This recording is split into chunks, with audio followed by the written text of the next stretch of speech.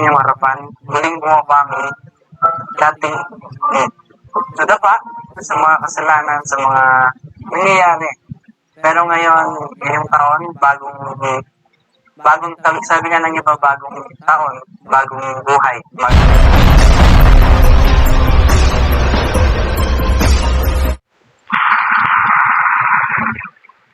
Alright,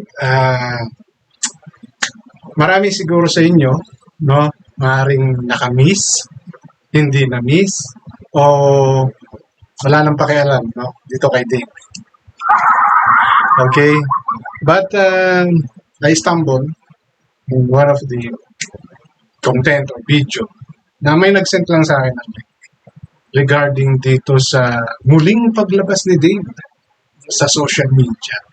And through the channel or page of Rex Lorenzo, which most of you know him, di ba? Marami sa mga Techram supporters na nasa Techram family ang kilala talaga si Rex Lorenzo sa buhay ng mga Manalastas and hindi. And since umalis si Dave sa poder ng Manalastas, we hear a few words from Rex, then suddenly nawala. And now, ito, mayroong mga nakakita ng mga uploads or videos ni Dave sa channel or sa FB page or account ni Rex and talking something about mga pinagdaanan niya kung paano siya nadapa, lumangon, at mag-strive to be where he is right now.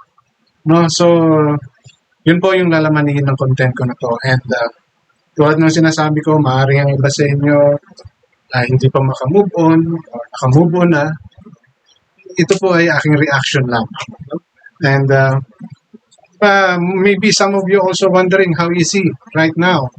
And may nanonood man ba kay Daisy? No, hindi natin alam kung ma-update siya. But this one is direct, no, coming from Dave, talking about his past and his present situation right now. Okay, so yun po ang lalaman ng video natin na about kay Dave. And I think he is also an endorser. So that one is gawa natin ang another reaction for another video. No? So ngayon, pakinggan natin kung ano ba yung mga natutunan, kung ano ba yung gustong i-share ni Dave dito sa kanyang muling pagbangon sa poder ni Francis and maybe kay Rex na rin dahil nasa channel siya ni Rex and it seems itong ini-endorse na product is a joint venture, no, maybe of Dave and Rex because as we all know, di ba, kahit pa paano merong nakuhang pera itong si Dave, di ba, from the Manalastas as we seen the last pasyal ng Manalastas ni Dave sa Manalastas at doon din ata nabanggit no na okay lang sa Manalastas na walang defender. Naalala ko lang, okay, but this is all about Dave, okay, naalala ko lang kasi yung scenery nung pinakita ni Ecclesiastico parang yun yung huling bisita ata ng Manalastas, no, ni Dave sa Manalastas. Okay? Bago po ako magpatuloy, welcome sa aking channel. Bago po lang po sa aking channel, please don't forget to like, share, subscribe na rin po. Pakihit ng notification bell para maging aware kayo sa aking mga upcoming. Any comment, suggestion, recommendation, leave it on our comment section. Issue lang po tayo, walang personalan. Okay? So ito po, no, pakinggan natin yung mga ilang sasabihin ni Dave dito sa kanyang muling pagbabalik sa mundo ng SOCMED. So, looks na looks, parang fresh na fresh or bagong makeup. Okay? So, yan na po ang itsura ni Dave ngayon. No? Nayusan yan dahil haharap siya sa camera and alam na natin yung procedure about this kind of interview or one-on-one. Diba? Actually, tinitilan pala ito ni Rex ng solo interview, past life, walang sino man na nabubuhay na tao na hindi nagkakamali. Ang mahalaga, marunong tayong bumangon at itanama ang anumang pagkakamali. Sinabi.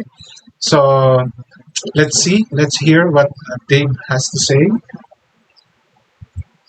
Binabati ko po kayo ng magandang hapon, umaga, o gabi man yan po sa atin.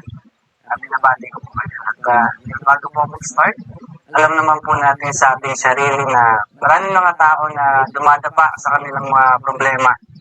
Mga tao na mahirap natin kalimutan na problema na yan. Kasi pagka problema, lalo na pag nag-depress ka, alam natin na hindi basta-basta.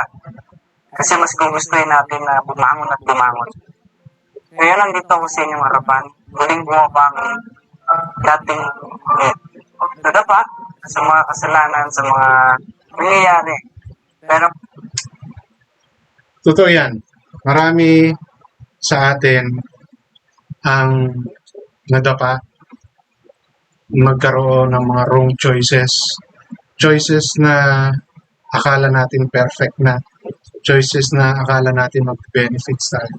Pero bandang huli, diba, doon lang natin nalalaman na kung yun ba ay nakabuti sa atin. At may mga tao na akala nila ganon yung trato sa kanila ng mga taong nakapaligid sa kanila. Then, nagtiis, nagtiyaga, diba? Ginawa lahat ng kayang gawin para maging maayos. Bandang huli, malalaman mo na hindi pala. Ikaw lang pala yung nag-iisip na maayos at magkakaroon kayo ng magandang relationship. So, these are just example of those people na nagdesisyon. Pero dahil sa mga bagay na hindi umayon, no? At na maaaring nagkamali ng pupuntahan or piniling pupuntahan, nadapa. Diba? Nagkamali. Okay? So, isa na dyan itong sinasabi ngayon ni Dave na nangyari sa kanya.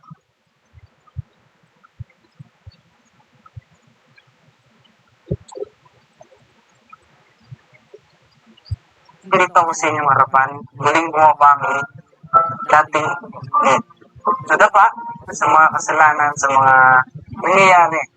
Pero ngayon, ngayong taon, bagong sabi nga ng iba, bagong taon, bagong buhay, bagong pag-asa. Kaya nandito ako ngayon sa inyo, hindi dahil pinopromote ko yung isang bagay, kundi mas gusto ko bigyan ko kayo ng mas malalalim pa na mga ginagawa. Kasi, Okay? So, aminado naman siya. Nung nadapa siya, diba? Doon sa naging padalos-dalos, okay, maring na-impluensyahan na desisyon dahil sa hindi nila nagustuhan, meron silang hindi nagustuhan sa mga nagawa, no, ng mga taong maruga sa kanya. So, ayun yung nangyari. Diba? Hindi naman natin siguro masasabi na total failure yung choice na ginawa niya. Diba? Dahil kahit pa paano, no, nakikita naman natin na so far, he's still studying and doing what he wants to do. Diba? And yung hinahanap niyang freedom, maaaring na natagpuan niya sa poder ni Francis. Okay, so these are just few of those maaaring na-enjoy niya ngayong sa pag-alis niya sa Manalastas. Pero yun nga, mali pa rin yung paraan ng pagkikipaghiwalay niya sa mga taong nag-aruga sa kanya. Ilang taon pa lang siya, 12 anyos. Diba? Nung siya ay nakita ni Tekram, alagaan, ituring na tunay na anak. Diba? So, yun po yung mga pagkakamaling kanyang binabanggit. Na, para sa akin, na, kumbaga, hindi niya nabigyan ng importansya yung mga bagay. Na mas pinili niya siguro yung freedom niya to do what he wants to do. Diba? Ito yung sinasabi ko noon na I hope someday, no, when time comes, na makita natin siya uli, hindi natin siya kaaawaan. Hindi natin sasabihin sa kanya na, ayan, yan yung nangyari sa'yo. And so far, totoo naman yung nasabi ko na yan. Diba? Na ito siya, nakikita natin, na actually napopromote pa siya ng isang product, no? Peanut Brittle, na I'm not sure kung ito ay joint venture nila ni Rex Lorenzo kasi as we all know, di ba, itong si Rex before, no, maybe some of you knows a lot about him na entrepreneur, businessman, o kung ano man itong mga pinagagawa ni Rex, no? So, siguro nakipag-join siya kay Dave, hinikayat na si Dave or may nag-influensya kay Dave to promote this product na meron sila. Di ba? And itong solo interview of him maybe is a way ba to open up his new found, di ba, life sa poder ng ni Francis and maybe with Rex, di ba? So, kumbaga, kahit papano, no? Kahit papano, hindi niya sinayang yung paghihirap na binuhos nila pare-pareho para sa kanya, di ba? And it's good, no? Na ngayon na iintindihan niya na nadapa siya minsan, di ba? Sobra yung pagkakadapa niya na talagang aminin natin sa hindi, mas marami yung hindi nagustuhan, yung ginawa niyang pag-alis sa poder ng mga manalastas. Hindi ko sinasabi na perpekto ang manalastas. Hindi ko sinasabi na perpekto si Ramon. Pero for us to hear yung mga nasabi niya before, it's too much. It's too much. But tulad na sinabi ko, naintindihan niya yung pagkakamali niya. Naintindihan niya yung pagkakadapang nangyari sa kanya. Diba? Pero pakumbaba, kahit pa paano, nakitaan natin ng pagpakumbaba. And now, he is striving to be a new person. Diba? And yan yung nilalaman ng ano na to, ng interview niya na to. No? Or pagbibigay niya ng sa kanyang sariling explanation sa nangyari sa buhay niya. Okay? Ito po ay nasa Facebook page or account ni Rex Lorenzo. Doon po nakapost ito na kung gusto niyo pong panoorin, marinig pa kung ano yung mga sinabi niya kasi here he is trying to share, no, yung mga naranasan niyang paghihirap, naranasan niyang mga pagsubok sa buhay, no? And yung kung paano siya lumalaban. Sinasabi niya dyan na hindi siya affected sa mga bashers. Well, opinion niya yun, di ba? So, hayaan na lang natin siya doon. And dito, ako, napansin ko rito, it shows only na it seems, no? It seems, ito po yung opinion ko, na mukhang wala na or hinayaan na rin siya ni Steven. Dahil ngayon yun, nakaya na siya, Lorenzo Perez. It's either